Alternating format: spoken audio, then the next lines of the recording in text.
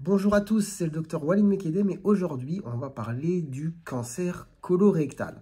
Mais avant d'aller plus loin, je tiens à m'excuser d'avance si voilà, j'ai la voix un petit peu nasonnée. Je pense que j'ai pas su esquiver le rhume. Je le sens là qui arrive. Donc franchement, je pense que cette nuit va être la nuit compliquée, la première nuit du rhume. Donc avant d'avancer dans la vidéo, si vous pouvez mettre en commentaire vos petits remèdes de grand-mère, vos astuces pour limiter la casse sur cette première nuit. Et oui, c'est le médecin là qui demande conseil, mais franchement, vous savez très bien que pour le rhume, c'est un petit peu chacun sa sauce. Et je veux bien entendre quelle est votre sauce pour pouvoir justement passer une nuit un peu tranquille.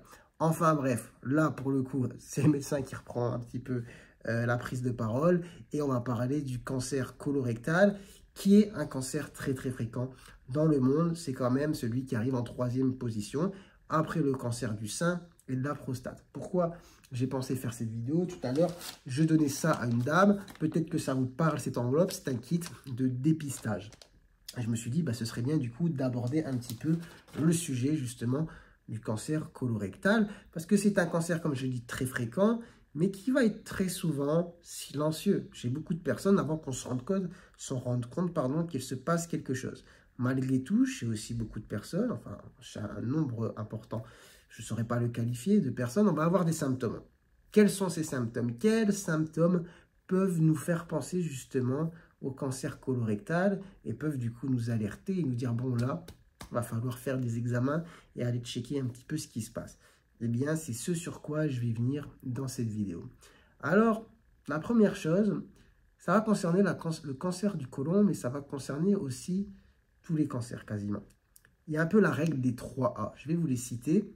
Mais en fait, si voilà, demain, malheureusement, on venait à se développer un cancer chez vous, il faut savoir que le cancer, ça vous bouffe quoi, de l'intérieur. Ça bouffe de l'énergie. Et comme ça se nourrit en fait malgré vous comme un parasite, eh bien, alors il y a des grands symptômes qui vont justement apparaître.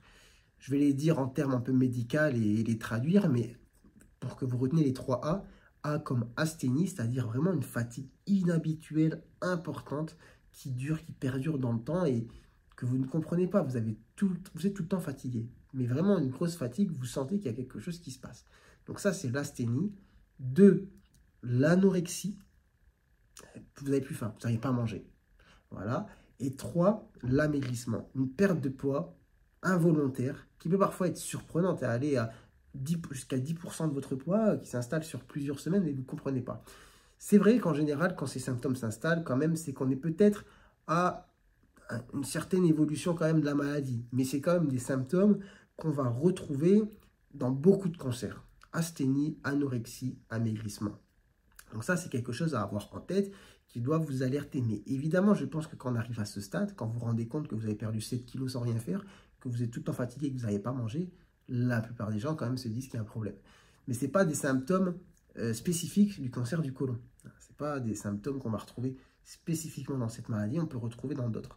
Donc là, je vais parler du coup maintenant des symptômes plus spécifiques du cancer du côlon. Donc, le cancer en lui-même, qu'est-ce que c'est quand on dit cancer? Donc, c'est-à-dire c'est une tumeur, donc une prolifération anormale de cellules sur un organe qui va créer une masse, une tumeur, qui va être voilà, quelque chose qui va se nourrir, comme je l'ai dit, de plein de choses qui circulent dans votre corps. Ces cellules peuvent voyager, aller se poser un petit peu ailleurs, c'est ce qu'on appelle les métastases. Enfin bref, je ne vais pas entrer forcément dans les détails du phénomène. Vous savez très bien que le cancer, c'est une maladie grave et qui peut amener justement au décès. Donc, cette tumeur se développe, quand on parle de cancer colorectal, elle se développe soit au niveau du côlon, soit au niveau du rectum, qui est en fait le gros tube qu'on a au niveau du ventre, qui fait, désolé, je ne peux pas insérer de schéma ici comme ça, mais qui fait le cadre et qui se termine voilà, au niveau de l'anus par le rectum. On va avoir du coup la tumeur qui va se développer là. Quels symptômes spécifiques peut-elle nous donner? Attention, quand je dis spécifique, évidemment, c'est des symptômes qu'on peut retrouver dans une simple gastro. Là, je parle aussi vraiment de symptômes qui s'installent, qui durent dans le temps et qui ne sont pas habituels. Alors, on va voir les symptômes digestifs, comme par exemple l'alternance d'une constipation et d'une diarrhée, quelque chose de totalement inhabituel. Ça fait 50 ans, vous êtes là, vous avez un transit tout à fait normal, et vous ne comprenez pas d'un seul coup, vous êtes tout le temps constipé. vous n'avez rien changé à vos habitudes alimentaires, tout est normal, mais vous n'arrivez plus à aller aux toilettes. C'est bizarre. Et à l'inverse, comme j'ai dit, une diarrhée inhabituelle, ou même cette alternance qui est vraiment inexplicable de c'est bizarre, pendant une semaine, j'arrive pas à aller aux toilettes, et puis dans 3-4 jours, je me vide. Bon, quelque chose vraiment de bizarre, et du coup, il faut revenir. Cette installation, les modifications récentes au niveau du transit, avec parfois cette alternance de constipation et de diarrhée. Ensuite, qu'est-ce qui doit nous faire un petit peu cogiter? Évidemment, c'est les douleurs abdominales. Voilà, vous êtes là, tranquille, vous faites votre vie comme d'habitude, et puis du jour au lendemain, grosse douleur en bas, à gauche, dans le ventre. Donc je dis en bas à gauche parce que c'est généralement la localisation préférentielle des tumeurs du côlon, tout simplement, et le rectum, c'est dans la continuité. Voilà, des douleurs, pareil, inexpliquées, qui ne sont pas forcément d'ailleurs peut-être rythmées par les repas, mais vous sentez, vous avez mal. Une douleur un peu comme ça, profonde, sourde. Vous expliquez pas trop, hein. Vous dites, bon, franchement, dans mon quotidien, j'ai rien changé de particulier et j'ai cette douleur qui s'est installée. Donc, douleur, changement dans les modifications un petit peu du transit. On va avoir aussi quelque chose qui est important et là, qui peut peut-être vous alarmer, c'est les saignements. Si demain, quand vous allez aux toilettes, vous voyez qu'il y a du sang, il faut se poser des questions. Alors, évidemment, une des causes les plus fréquentes de saignement quand on va aux toilettes, c'est les hémorroïdes. Donc, tant mieux, c'est une cause pas grave, mais il ne faut pas tout le temps dire c'est les hémorroïdes. Il y a du sang dans les toilettes, c'est des hémorroïdes. Souvent, les hémorroïdes, ça va donner du sang rouge, rouge vif, qu'on va retrouver en fin de selle. D'accord, vous avez fait ce que vous aviez à faire, et l'effort a fait que, voilà, il y a des hémorroïdes qui ont saigné, donc sur la fin, on retrouve du sang rouge ou du sang sur le papier.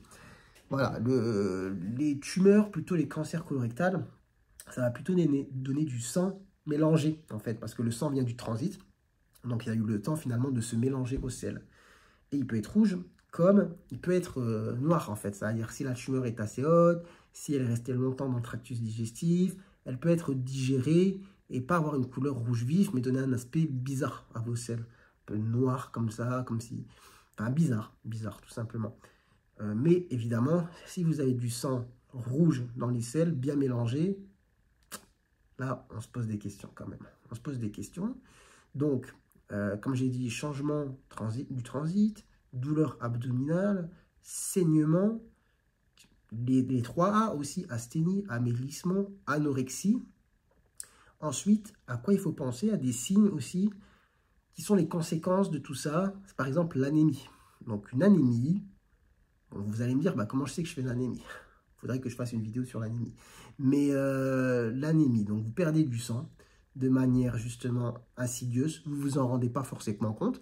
Vous avez la possibilité de vous en rendre compte, évidemment, si vous remarquez le sang dans les selles, mais des fois, au fur et à mesure, avec la tumeur, eh bien, vous saignez sans vous en rendre compte. Et c'est pour ça, tout à l'heure, j'ai donné ça à quelqu'un à partir de 50 ans peut faire le dépistage du cancer colorectal par une recherche de sang dans les selles. Et si on trouve du sang dans les selles via ce test, on se dit, on va aller regarder quand même. On va faire une coloscopie. On va voir si on n'a pas quand même un polype bizarre, une tumeur qui est en train de s'installer et autant l'enlever avant qu'elle se transforme en gros cancer. Eh bien, cette perte de sang va donner une anémie et l'anémie qui s'installe. Bon, l'anémie, c'est beaucoup de symptômes. C'est une fatigue, une pâleur, une tachycardie, c'est-à-dire le cœur qui va vite au repos, une dyspnée, c'est-à-dire un essoufflement rapide, surtout à l'effort. Voilà, qui s'installe dans le temps. Donc ça, il faut le voir sur la prise de sang, évidemment. Ensuite, qu'est-ce que je peux dire?